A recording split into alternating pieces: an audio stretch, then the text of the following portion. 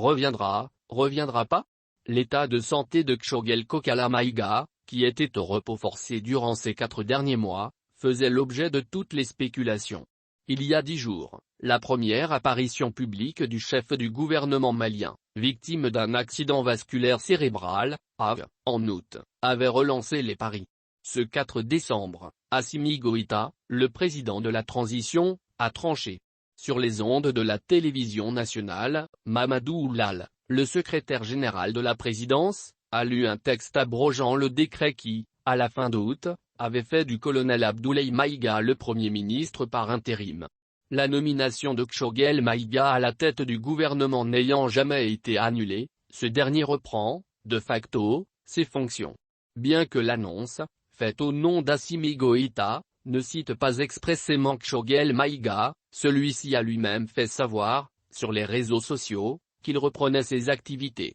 Figure de proue des autorités de la transition, volontiers populiste, Kshogel Maïga pourrait de nouveau partager le haut de l'affiche avec le colonel Abdoulaye Maïga, qui conserve le portefeuille de l'administration territoriale et demeure le porte-parole du gouvernement.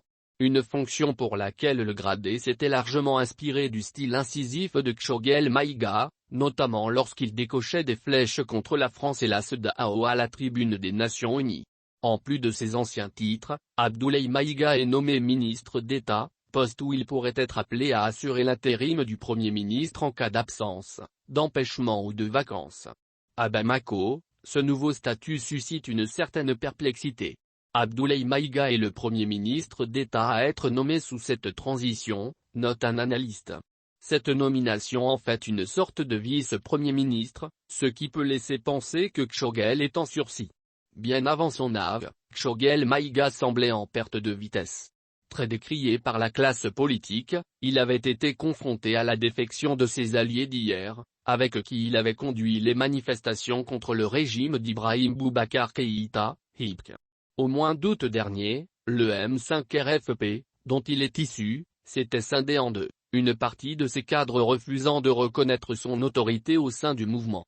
Quelques mois plus tôt, la broie était venue du Conseil national de transition, CNT, présidé par le colonel putschiste Malik Dio. L'organe, qui fait office d'assemblée législative, avait alors sévèrement critiqué la manière dont Kshogel Maïga conduisait son plan d'action gouvernemental, PAG. La convocation de Kshogel Maïga devant le CNT, en avril dernier, a été un signe annonciateur. La junte se rend compte de son échec, et il lui faudra bientôt un fusible, poursuit l'analyste précité. D'autant que les militaires au pouvoir doivent faire face à plusieurs départs de feu. Les préavis de grève se multiplient. Le coût de la vie frappe durement les ménages. L'annonce de la hausse du budget de certaines administrations, présidence, CNT, fait grincer des dents.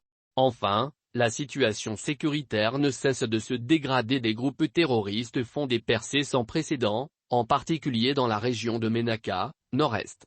Jeune Afrique est un média indépendant depuis 1960. Nous croyons qu'une information libre et de qualité est indispensable à la vie démocratique. Nous sommes experts de nos sujets et proposons une information vérifiée et traitée en profondeur.